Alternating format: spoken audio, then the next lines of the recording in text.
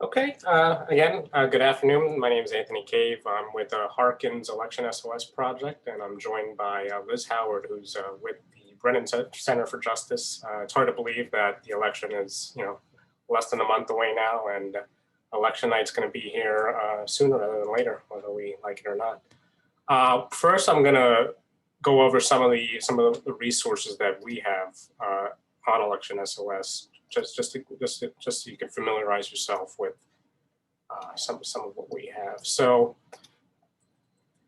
we have a host of webinars for journalists. Thanks for taking the time out of your day to participate.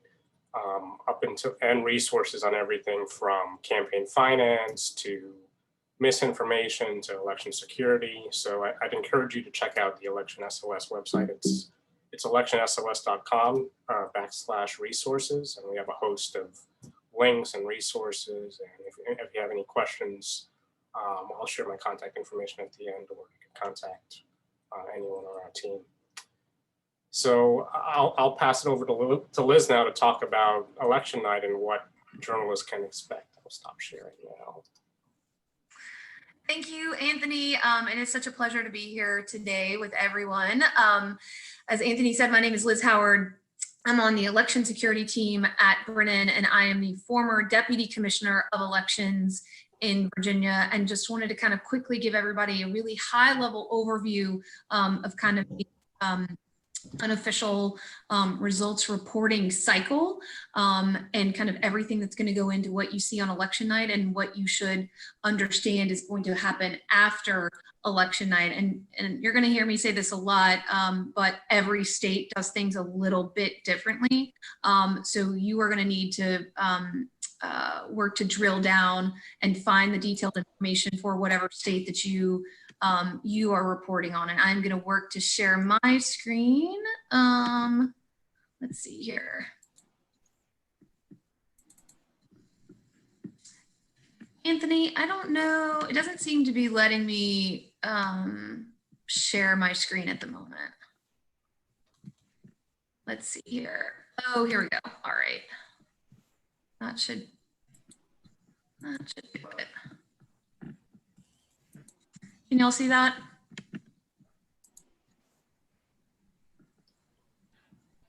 Try it now. Sorry about that. I think that's okay. Yeah. Should be on. Okay, I think you're up. All right. So, can everyone see that? Yeah. Great. So the election results cycle has three basic pieces. So we're going to have the tabulation and unofficial results, and just a reiteration that the results you're going to see on election night are unofficial. Separately, and again, this is going to vary state by state. You're going to have a canvass period where local election officials review the detailed results from the individual polling locations. And then separately, you'll have the certification process. So this is where the locals and or state officials officially certify the election results and the election totals. So for the tabulation and unofficial results piece, on election night in general, what you're going to see are the results from the individual polling locations. And we're going to kind of quickly walk through how the local election officials gather that information and subsequently report out that information and what they're working on. And the absentee voting, which is going to be a bigger piece of the total voting results this year than ever before, and how that's going to work. And again, how the tabulation, collection, and reporting about those results is going to potentially vary as far as from an administration standpoint and a reporting standpoint. And just reiteration, election night results are not going to be complete. At least for the past couple of decades, there have always been provisional ballots. And provisional ballots are those ballots where a voter goes into a polling location and as a general matter, the polling officials either cannot find their information and confirm that they are registered at that polling location and or, perhaps what might come up during this election is if, for instance, the voter roll at the individual polling location indicates that that voter has voted absentee. Those voters would be provided with provisional ballots. Those ballots are not counted on election night, and they have to go through a subsequent adjudication process to determine whether or not they should be counted. But if you run into, if we have a state where there is some sort of widespread outage, perhaps, of the electronic poll books, provisional ballots could be a potentially a significant portion of the total results from that locality. So there are a number of reasons which may limit the portion of the total results that you're going to get on election night. And so what happens at the polling locations?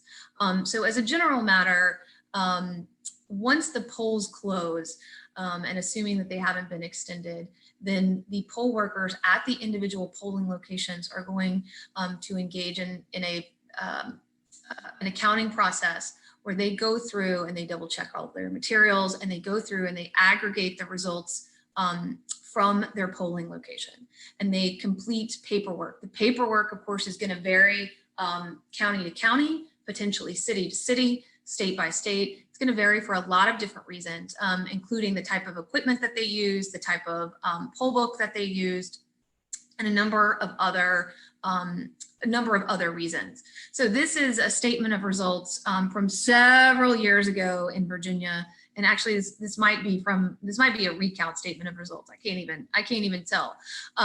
But you can see where, the polling officials, the poll workers, after a very, very long day, some of them have already been working 15 hours, are responsible for collecting the tapes from the individual machines. So as a general rule, each different tabulator is going to produce a tape. It'll look very much like a receipt that you receive at the gas station or at the supermarket. And this tape is going to provide the aggregated results of all the votes cast on that machine. So it's going to aggregate, for instance, the total number of paper ballots that were fed through that particular tabulator. So this year, for instance, it'll say, Liz got 412 votes and Anthony got 719 votes. It'll vary by equipment, whether or not it will produce a number for write-ins or other candidates, and it will go through the ballot. The tape, again, is going to look a little bit different based on the type of equipment that you use.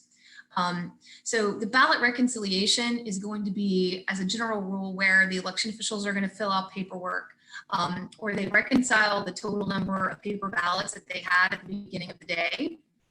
So let's say the polling location was equipped with 2,000 paper ballots. That, as a general rule, is going to be indicated on the opening paperwork. And then the poll workers are going to have to go back and show exactly what happened to every single ballot. So that could include ballots that were spoiled, where a voter was filling out a ballot and then decided that they had mismarked it and turned it back into the election official, or decided that they, for any other number of reasons, perhaps. And so you've got to go back through and get back to that 2,000 number, so you can show exactly how many were cast, how many were spoiled, and any other problems that the polling location ran into. And again, as a general rule, hard to do, make any statements that are going to apply to all 50 states. But in a lot of polling locations, all of the different poll workers that worked at the polling station are going to have to sign the completed paperwork at the end of the night. They're going to have an opportunity to, and in some cases, a requirement to confirm that the information on this paperwork that is completed at the individual polling location is accurate and correct. And we will go over this, but of course, when we've been working for 15 hours, it is possible that a human being can transpose a number from a tape. Just one second, because my computer is dying. So hold on just one sec, let me see.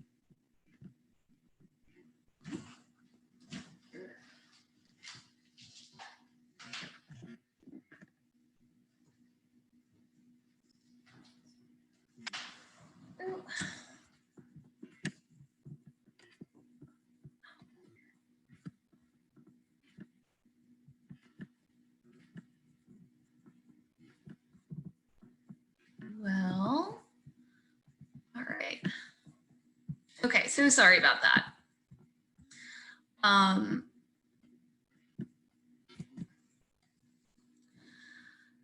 And then at the end of the night, once they have all of the information collected and they've completed all of their paperwork, which will generally include a reconciliation showing where all the paper ballots went, checking and comparing the total number of voters to the total number of votes cast, they're going to report these to their central office. And this is going to vary based on the type of election administration system that they have in that state. But generally, the poll workers are going to call to their county office and report the results to them. And that's generally going to often be a phone call, but it could be something different. And then you will have the chief poll worker. And again, that title is going to vary state to state. Will pack up all of the materials, all of the paperwork, and other things from the polling location and return those directly back to a central office. And again, one of the practices that's going to vary state to state and perhaps jurisdiction to jurisdiction is whether or not the results from that polling location are publicly posted. Some states and or jurisdictions either have a mandate or a general policy that they will post the results on the door of the polling location.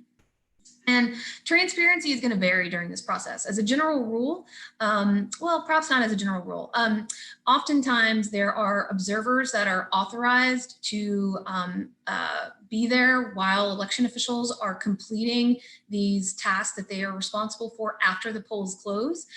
You know, for instance, in Virginia, each candidate is authorized to have an observer at the polls while the election officials are doing these closing procedures.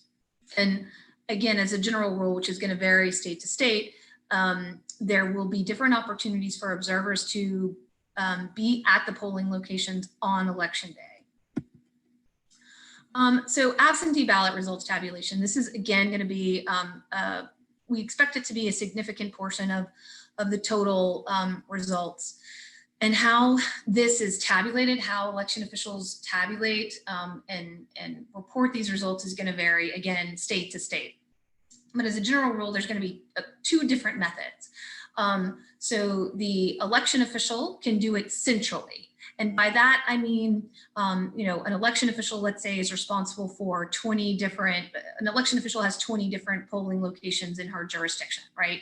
Instead of having the poll workers count the ballots, the absentee ballots, all of those absentee ballots would be counted centrally in her office. So for instance, this is the Madison, Wisconsin clerk's office from the primary. And you can see there that they are working on processing and tabulating absentee ballots.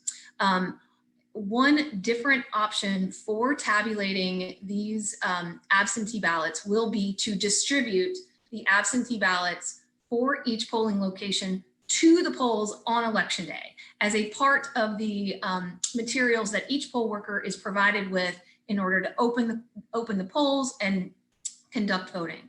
So under these circumstances, you can still have a couple of different approaches. Sometimes you can have the processing done centrally.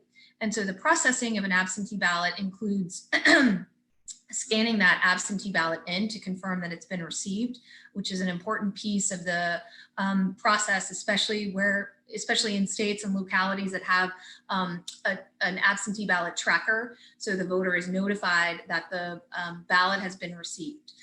Then each individual ballot goes through a review process in order to ensure that the voter is eligible to cast an absentee ballot.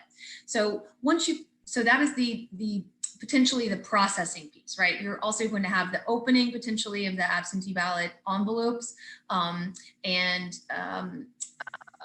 You know, if you're doing it centrally, right, they would stack the ballots up because they're folded. You will also, a lot of election officials will work to flatten out the paper, so it's less likely to cause a paper jam or any other delays while they're feeding it through these big scanners. But you can do many of these processes at the polling locations, but you could bifurcate the process. So even if you're not tabulating them centrally, you could do the processing centrally and only send out absentee ballots still within their envelopes to the poll workers on election day so that they can open them and count them as part of the individual polling results that you will get out on election night. So right, like that's the different piece, the tabulation. The tabulation is the part of the process where, right, these ballots are run through tabulators. So, and again, this can be done centrally or it can be done at the polls on election day.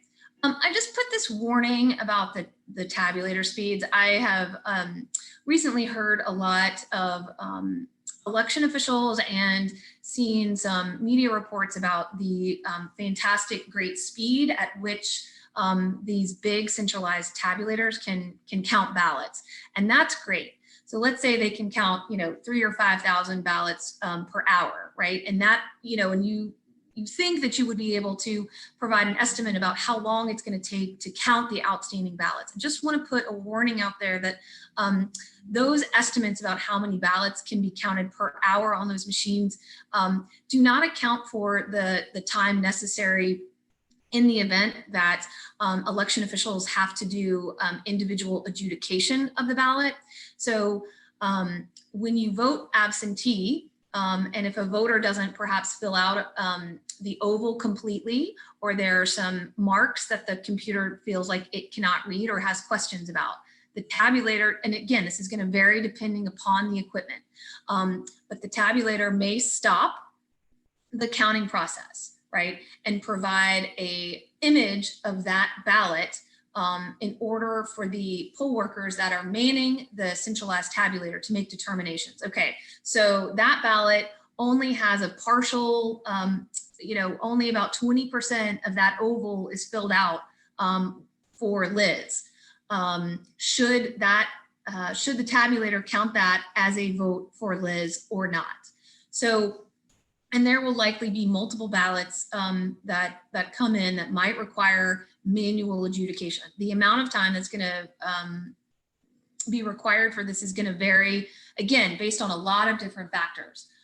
In some states, when you have a questionable ballot like that, they will engage in what's called ballot duplication, where they will pull that original ballot and retain that original ballot as the record. However, for ease of tabulation, they will go through and remake that ballot so that they can put it through the machine and it will be counted immediately. So just so we all know that it's not going to give us a perfect estimate of how long it's going to take to tabulate all the ballots, even if we had the total number of absentee ballots outstanding, and we knew the total number of machines, and we knew how many ballots per minute the machines could count. And for the transparency piece, so again, this is going to vary state to state and jurisdiction to jurisdiction. As a general rule, and again, this does not always apply, but some observers will likely be allowed to observe this process.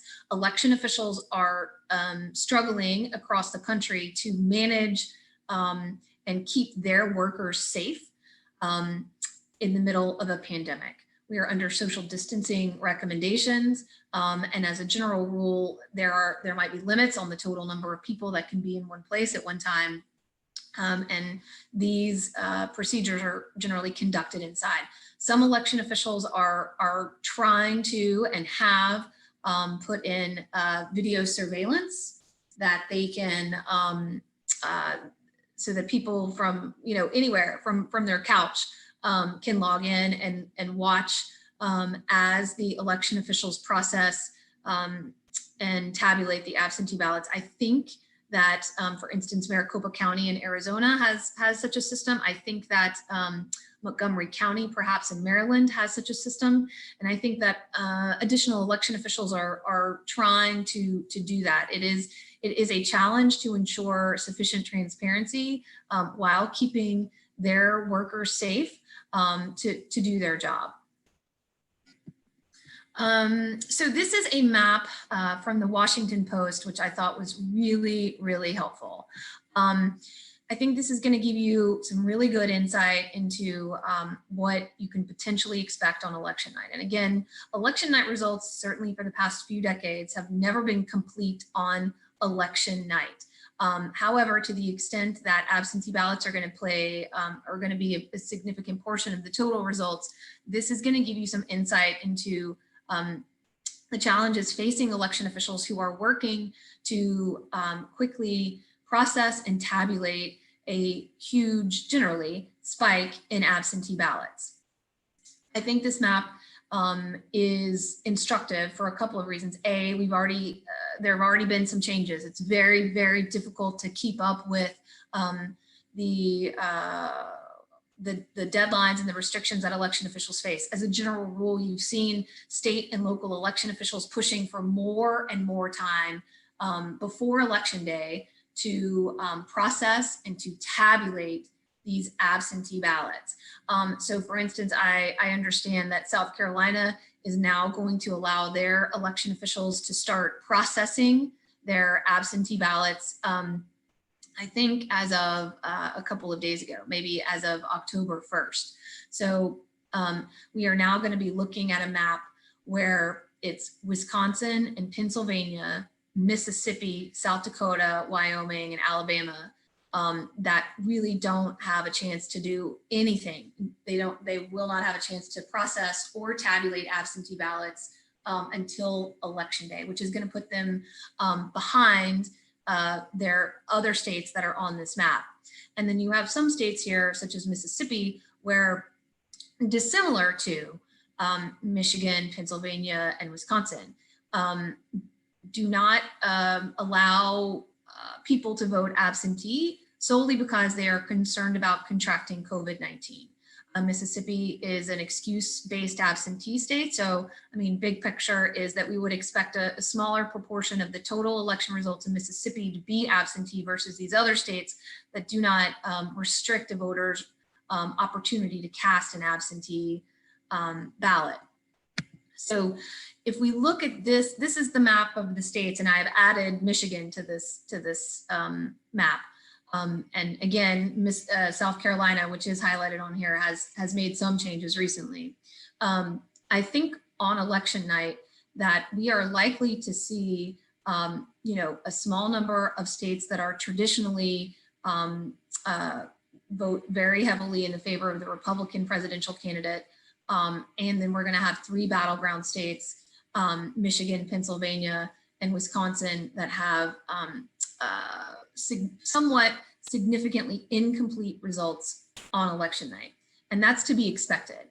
And that is because their legislature has basically refused to provide the relief that election officials on both sides of the aisle in all 3 of these states have sought, which is to enable them to pre-process and or tabulate absentee ballots. Michigan, the legislature did just recently authorize election officials to start processing absentee ballots on I believe it's the Monday before the election. So they are going to have an additional 10 hours. But I don't think that that's going to enable in particular, the big metros to finish the absentee counting by election night. So I have concerns about expectations for the completeness of election results on election night, especially in these 3 states. The fact is that these election officials are, don't have the same, they aren't on the same playing field as many of the other states across the country as far as having an opportunity to appropriately make sure that all the votes are counted and that and to process all of the incoming applications. And I think, certainly for Michigan, where they do have that 1 extra day that will give some relief to election officials, I think really what that's going to do is just provide a bigger opportunity for a majority of the state to be finished, except for the major metros. So potentially except for Detroit and or Lansing and some other big cities in Michigan, which may make those cities appear as an outlier when it's really not that they're an outlier. Those cities and those election officials are busy doing their job and making sure that they're doing it right. So how do we, how do you know how many outstanding absentee ballots there are to be counted or potentially that may come in? And the information that you're going to have to figure this out is going to vary state to state. In Ohio, I think they have committed to doing, I think, a really great thing, which is to report out not just the results of the absentee ballots that they have counted so far, but they will also report out the number of outstanding mail ballots on election night. It's not 100% clear to me exactly how this is going to appear on election night, but I trust that Secretary LaRose and his staff will, in essence, make it easy for you, for reporters, to have insight into what either percentage of the vote, excluding or including, right, potential absentee ballots to be counted is available on election night. Some states publish information about absentee ballots that will enable you to get an idea of how many potential outstanding ballots there are to be counted. So Pennsylvania and North Carolina, for instance, will report out a couple. You should definitely check out their websites. I think they've got some really great information, but specifically they're going to report out the total number of absentee ballot requests that have been processed. So I think in both these states, we're pushing maybe 1 million. I think in Pennsylvania, it might be more than 2 million now. And then separately, they will provide information about absentee ballots that have been received back in. Now, of course, we know that not every person who is sent an absentee ballot is going to return it, and certainly may not return it by the deadline and or postmarked as it is. So that's not, so you can't just take the total number requested and subtract out the total number have been received to get a very clear exact number of how many outstanding ballots there are, but it will give you some parameters. And just to kind of talk about a couple of the battleground states and their election administration process as to how it and how it impacts election results tabulation. So compared to many other states around the country, Michigan is very decentralized. And so in Michigan, it's not the county official that is responsible for administering the elections. It's actually the municipal and township level clerks who are responsible for administering elections. And at this is the level at which they tabulate results. So they're going to have poll workers at the individual polling locations call into the clerk, let's say at Rochester Hills, which is a municipality within Oakland. So we are going to collect results in that fashion. So they'll report up the line. So the poll workers will report to the municipal clerk will report to the county clerk, and the county clerk will report up to the state. And they, again, in Michigan, when I say centrally, I'm going to mean at the municipal level. So in Michigan, they could have an individual absentee counting board, but they don't have to. And it will vary based on the jurisdiction. There are about 1,600 total jurisdictions, total election jurisdictions in Michigan. And in good news, I think this will likely speed up the results in a lot of different places because they've, it's more spread out who's responsible for doing the counting. However, this is not going to provide relief necessarily for Detroit, which is a municipality, or perhaps some other big cities. I will say, and also good news, there have been cities such as Detroit and I think Rochester Hills who have basically decided that they are going to shut down their cities for non-election related activities on the day of, and perhaps the day before or the day after. It's going to vary a little bit municipality by municipality, and have so that they can have all of their municipal staff assisting the election official with processing and tabulating these absentee ballots, because the election officials and the city officials also want to get these results out, tabulated and out as fast as they can, but they are not going to sacrifice accuracy or election integrity for speed. So they are perpetually trying to weigh that. Pennsylvania is more decentralized, certainly than compared to Michigan. In Pennsylvania, the county election officials are responsible for administering elections and tabulating the results and putting out the unofficial results. So, both actually Michigan and Pennsylvania have had a really big changes in their absentee ballot election administration landscape. And within the past 2 years, both states have gone from a model where you had to qualify in order to receive an absentee ballot to a no excuse absentee ballot state. And so that change in procedure coupled with the pandemic has really has caused a skyrocketing absentee ballot rates, certainly compared to prior years in both of these states. Wisconsin is also very decentralized and in a lot of ways looks very much like Michigan from an election administration standpoint. The municipal and perhaps township clerks are responsible for administering elections and tabulating the unofficial results. And they have, I think Wisconsin has maybe 1,800 or so different election jurisdictions, which will be working to collect and tabulate election results. So the canvas is kind of is the next piece of this puzzle. So the canvas generally starts shortly after election day, sometimes right after, sometimes the morning after. And the window during which this canvas happens and the specific procedures used at the canvas, again, going back to every state, is different, is going to vary state by state. I think NAS has a really good summary available of each state's canvas windows and a little explainer about what goes on. It doesn't go through a lot of the different procedures, but I think it's very helpful and something that I hope you will consider looking at, especially if you're talking about looking at the results in that individual state. So in Michigan, and again, so this in Michigan where you have the municipal election officials, they are going to provide information about their results to the county officials. And the county officials are going to go back and check the paperwork that the poll workers did.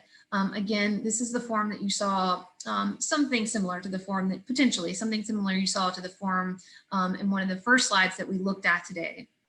And they're going to go back and do some common sense checks to make sure that numbers weren't transposed, math and everything is correct, and do some, and again, this will vary state to state, but perhaps check the total number of registered voters to the total number of votes that are being reported out from that location. And at the canvas, some of the things that they will also do is collect and tabulate ballots that were not available or could not be counted on election night for any number of reasons. So during the canvas, you are going to see some states that are going to tabulate absentee ballots that were postmarked by election day but weren't received by election day. And I put up, again, the information about Pennsylvania, Michigan, and Wisconsin, and just want to reiterate that these, I would say that all of these are potentially subject to change. There was just litigation in Pennsylvania and Michigan. I would not be surprised if they're, these are not set in stone. But this is where we are right now. But this is definitely something that you need to check in the state that you're reporting on as of election day. So in Pennsylvania, if the absentee ballot is postmarked by election day and received by 5 p.m. on November 6th, so I think that's 3 days after the election, those ballots will be counted and will be counted during the canvass. In Michigan, if the absentee ballot is postmarked by election day, but received within 2 weeks after the polls close, those ballots will be counted. Wisconsin has a slightly different system. So in Wisconsin, in order for your absentee ballot to be counted, it has to be received basically by the close of the poll, so 8 p.m. on election day.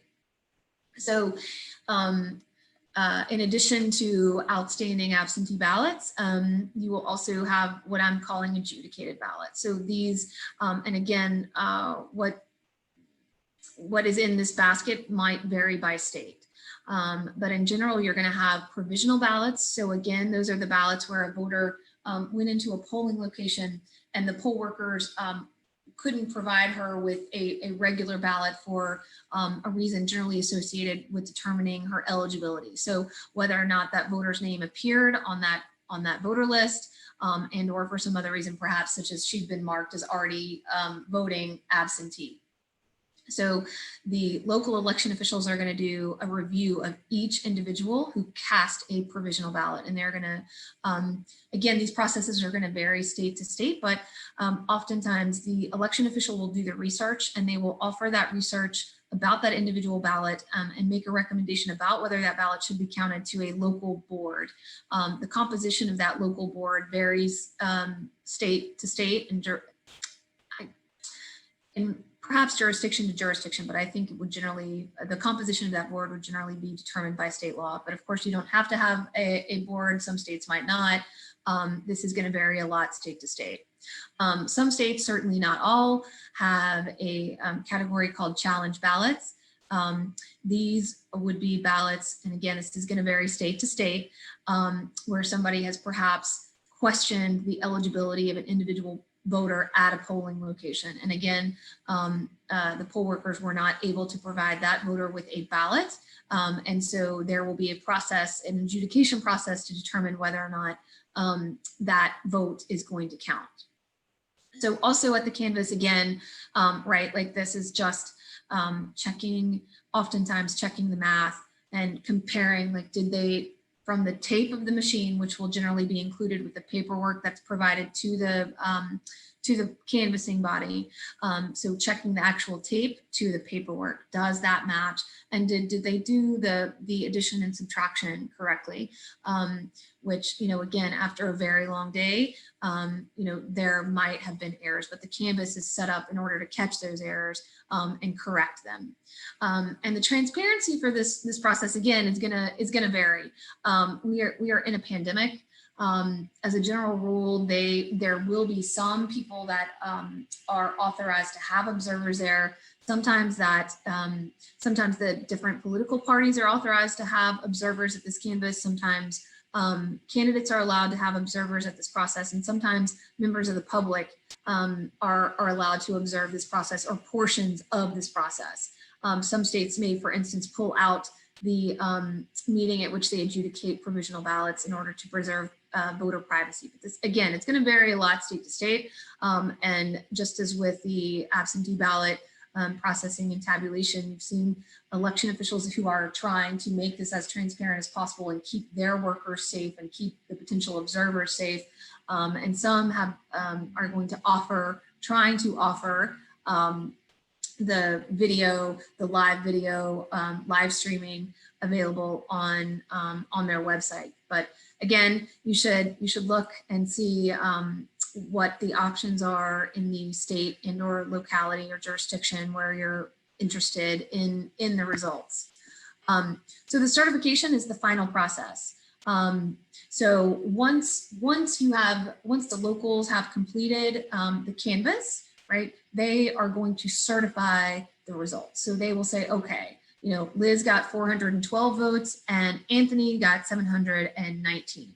And they will, again, perform some sort of formalization of those election results. Again, depending upon the exact setup, the local board may take a vote. The local election official may just sign the certification form. There could be any number of ways to formalize the final results from that jurisdiction, and they are sent up to the state. So again, this is going to vary state to state, but the state might engage in additional procedures just to confirm that there have been no errors in this process, because again, you know, we are always going back to double check and triple check our work. Errors are unexpected and unlikely at this process, but always going back and double checking is helpful. And so then once the state collects the information from the jurisdictions across the state, the state in general, again, is responsible for certifying the elections for statewide elections. So I think it's really helpful to kind of have this big overview about how we collect and process and report out unofficial results and official results along the way. And I just wanted to say, so many thanks to many of you who have helped educate the public about the appropriate expectations for results on election night. I think that is so incredibly important this year for many reasons, and just wanted to say thank you. And I think this is all of my presentation, so I'm happy to answer questions or talk through some of the other issues that you might be thinking about. Thanks, Liz. We actually have a couple questions in the chat, so we'll start with Paul from CNN. So he asked, knowing that it's different in each state, county, city, et cetera, can you walk through the process of extending poll hours, how that process goes? So that's his first question. So there might be state statutes which allow extensions of the polls under certain circumstances, but this is not my area of expertise. But as a general rule, I understand that when they extend the hours of the polling location, voters who vote after the traditional, after when the polls are scheduled to close, all of those voters will receive provisional ballots, right? So if the polls are, if the polls are supposed to scheduled to shut at 8 p.m., but the court extends them to be open until 10 p.m. or midnight, voters who vote after 8 p.m. And or get in line after the polls should close are provided with a provisional ballot. So those ballots are segregated, and if if that decision is reviewed, those ballots are kept separate, at least for a certain period of time. Okay, and our second question is from Herb. So he asked, many states push to move to all absentee or mostly mostly absentee because of the pandemic, and there's voters on each side that think it's that to trust their vote to count, they'll vote in person or at a polling place. Do you have any idea which states where that's most likely to cause the most angst on November 3rd? Sorry, what's the concern? Voting in person on November 3rd. I mean, any states where that's likely to cause the most angst, in your opinion? I mean, look, like election officials across the entire country are working around the clock to make sure that every voter can vote safely. And we recommend that every voter go ahead and vote as early as possible, whether or not that means, that voter wants to vote absentee, whether that means that they have the opportunity to vote in person early in their state. It's going to vary. But in essence, their voting is safe, and election officials are working to make sure that all eligible voters have an opportunity to safely cast their ballot. And they, election officials, across the country are again, just going to every length possible to make the polling location safe on election day. They are working to provide PPE for their poll workers, right? They're, buying social distancing dots so that voters have an idea about the appropriate safe distance. And this is something that they've been putting a lot of thought into. And this is something that, even, some of the NBA stadiums have been provided to local election officials for polling locations to ensure that there's enough room for everyone to stay safe while they're voting. Okay, our next question involves mail-in ballots. So Alexa asks, understanding it differs by state, what are good resources for understanding the rules of challenging mail-in ballots, and how much could party observers slow down counting by challenging mail-in ballots? So the challenge procedure is going to vary state by state. I think in at least one state, I was just talking to an election official. So in order, each party might be authorized to have one challenger per polling location, but that challenger would be required to undergo poll worker training before they were allowed and authorized to come into the polls on election day. You know, I think that, again, election officials and poll workers have a really good understanding of what is and isn't permissible at the polling location. And certainly voter intimidation is illegal and not allowed. And election officials and poll workers are not going to allow anyone to intimidate the voters. Okay. And so Kim's question also involved mail-in ballots. This time the postmark thing. So she has, not all ballots get a postmark. Do you know what's going to happen with those if they arrive after election day, but the voter has dated them prior to election day? So this is a good question. My understanding is that the post office does not have to postmark all of your mail. You, as a voter, they could go and request that their envelope be postmarked when they mail it back in. This is another instance where I believe that the requirements are going to vary state by state. I think some states will require that there be a postmark if it's received after election day in order for that ballot to count. Some states, I believe, are going to allow other indicia of a ballot being mailed prior to election day or on election day to suffice if it's received within a certain window. And James's question the next question is from James. So he asks, when you say that some votes are being processed in some states before election day, what does that mean exactly? Are they actually being counted, or are they being prepared in a way so that they can easily count it on election day or during early voting?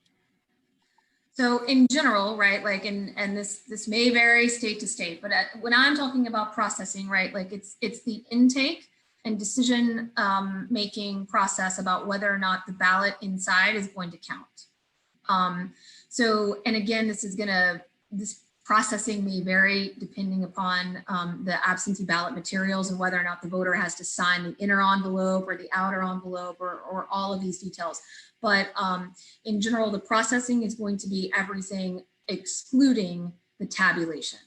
So you could go in, you could see that, you know, Liz sent in her ballot, right? So they're going to scan the barcode. So now I can go on to the election official's website and confirm that they received it.